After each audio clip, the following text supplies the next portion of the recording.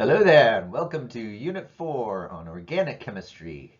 In this first lesson, we're going to look at simple hydrocarbons. Hydrocarbons are molecules with carbon and hydrogen, surprise, surprise, like this one here, methane, that's the main component of natural gas that would be used in burners around your home. And we're going to look at other simple hydrocarbons, alkanes, alkenes, alkynes. You'll learn what that means. We'll learn how to draw them in different ways. We'll learn what a substituent group is and a little bit about isomers. So let's get started. So organic chemistry is the part of chemistry that deals with molecules that contain carbon. And of course, that includes all sorts of biological molecules, like our old friend glucose here. You can see all the carbons in here. Things like wax, right? Those are all organic molecules. All of our fuels, things like octane, which is the main part of gasoline.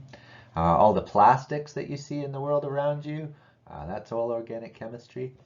And so there's a lot of variation that you can make with carbon due to its ability to make so many different types of bonds, to make chains and rings.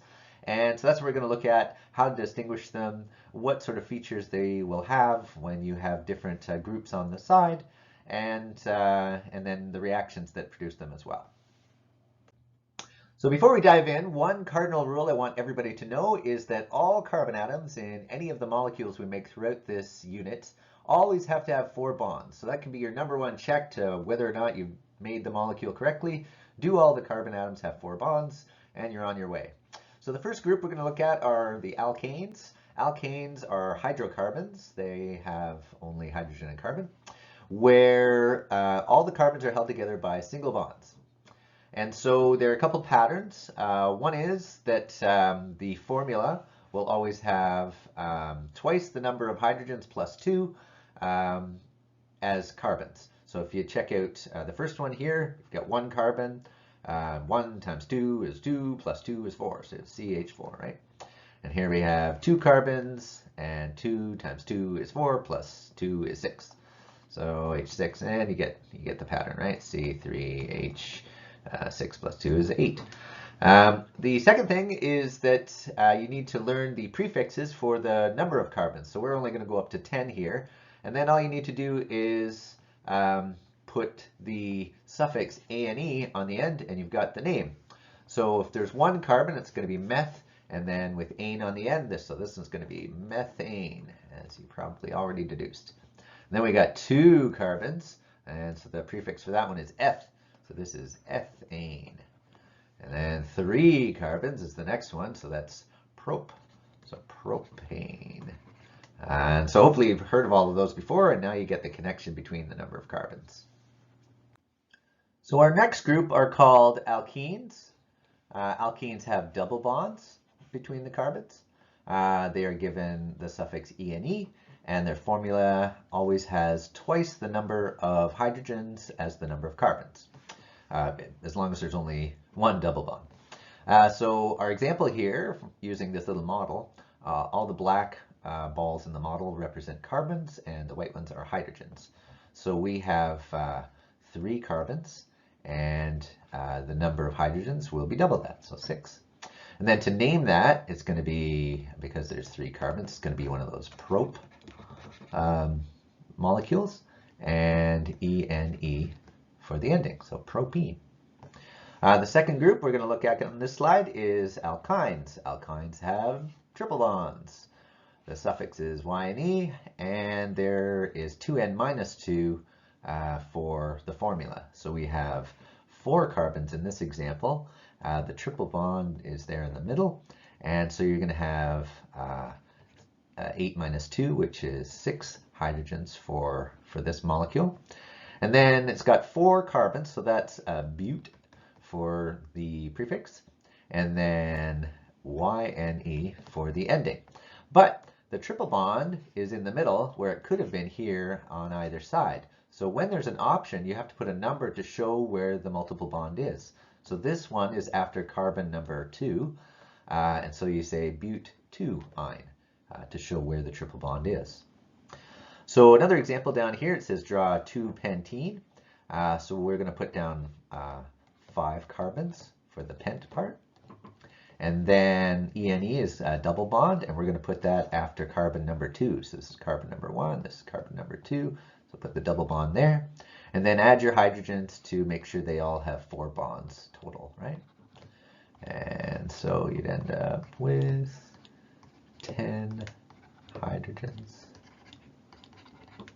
There we go. So that'd be C5H10.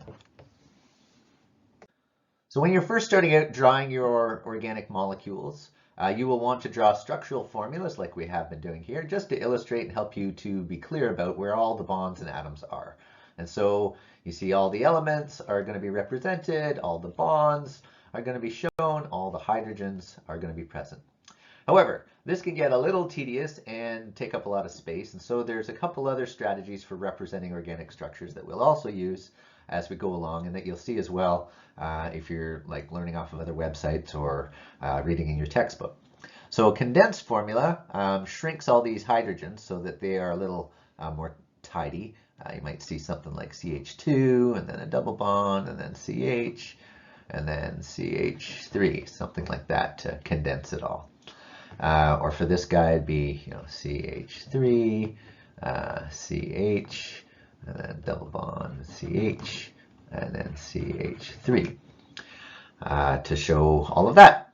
And then that might even get tedious for you. And to simplify it even further, you can use what's called a line angle diagram. So the line angle diagram only shows the bonds between carbons and assumes that you know that every carbon is going to have 4 bonds, and any bonds not shown must be to a hydrogen. And so for this guy with 3 carbons, you would show the double bond going between the 2 first carbons, and then a single bond going to the next carbon. And that'd be the whole thing. That's all you would represent, just a double and a single. Now you see that there's a kink there, and that's because of the way in which these carbons are going to bond to each other. They generally have a Vesper shape that is sort of a kink shape, unless you get a triple bond. And so every corner and every end is a carbon, but you don't draw it, you don't represent it. And so there's carbon here, there's a carbon here, and there's a carbon here. And you just have to get used to the idea that they're there. You just don't have to draw them. For this next one, it looks something like this, where you have 1, 2, 3, 4 carbons, so that 4 ends or corners, and then the double bond is shown between carbons 2 and 3. There. So cyclic hydrocarbons are those that have a ring structure, and they will have the formula that's the same as alkenes, because you are losing 2 hydrogens when you bond the ends together. And so to name it, you're also going to use the term cyclo.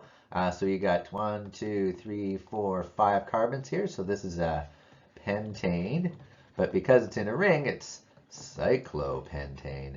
And then if we want to represent this as a line angle diagram, you would just draw the shape of the bonds, and you wouldn't show any of those carbons or hydrogens. If you wanted to draw the condensed formula, it'd be like CH2, CH2, CH2. Try to show the C's on the outside if you can. So it'd be like H2C, and then CH2 over here, and make the bonds go between the carbons. Yeah, so there you go, cyclopentane, a bunch of variations. Of course, you could have cyclos, I guess, starting at butane, although they're kind of rare. Cyclopropane I don't think exists, and the bigger ones, of course, are more common. Alrighty, so a substituent group is anything that takes the place of hydrogen on the longest chain of carbons in one of these organic molecules. So I find the easiest way to identify these is to highlight or identify the longest chain first, and then you can go back and identify anything that would take the place of a hydrogen, and that would be a substituent. So there's a bromine, which is a substituent. There's this double bond O, which is a substituent. So let's have a look at the next one here. We'll highlight the longest chain. Right, can't really turn this thing.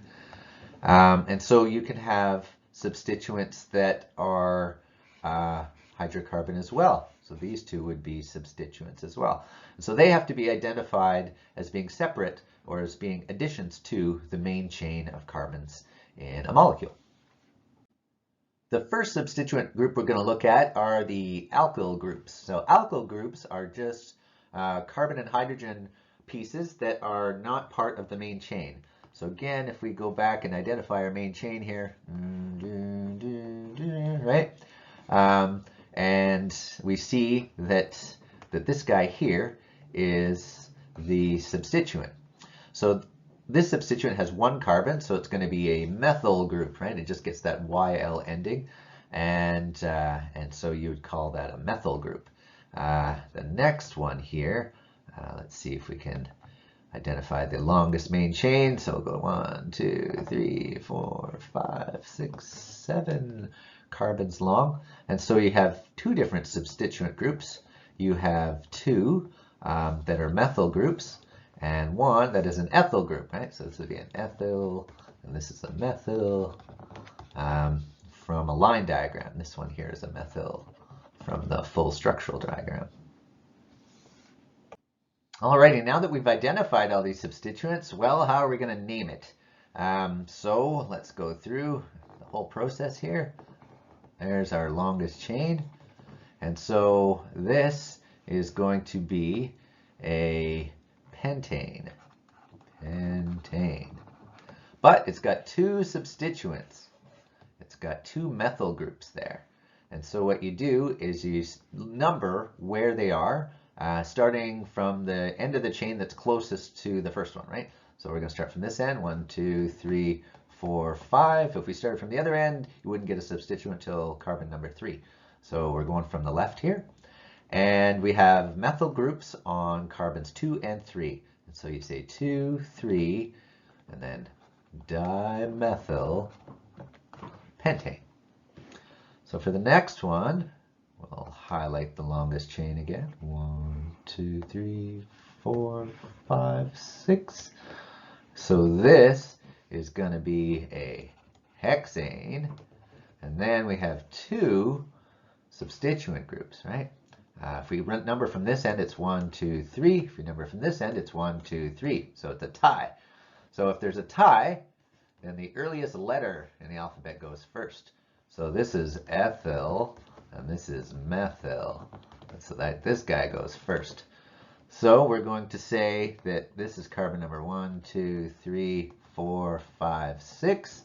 And we have an ethyl on carbon number 3. So we're going to say 3 ethyl. And then we have a methyl on carbon number 4. Methyl. And then hexane. So there you go. You just have to follow the process. They're not too hard to name. All right, last thing in this lesson is to be able to identify or to draw out isomers. So isomers are molecules that have the same formula, but different structure. And so since carbon can bond in so many different ways, there are going to be lots of different ways that you can make isomers. So just as a couple examples, we got C5H12 here. And so of course we can make the simplest type of molecule, which would be to have all the carbons in a row, and there they are. I'm not going to draw the H's, just takes too long. And that would be one isomer of C5H12. Another one might be to use 4 of the carbons in a chain and then make one of them a branch, right? And if you count, you will see that you still have 5 carbons and 12 hydrogens, and so these two are isomers of each other. For the C6H12 here, you can see that this has this double the number of hydrogens as carbons, and so this could be an alkene, or it could be one of those cycloalkanes. And so you could use that as your variation, right? You could do a double bond here with your carbons.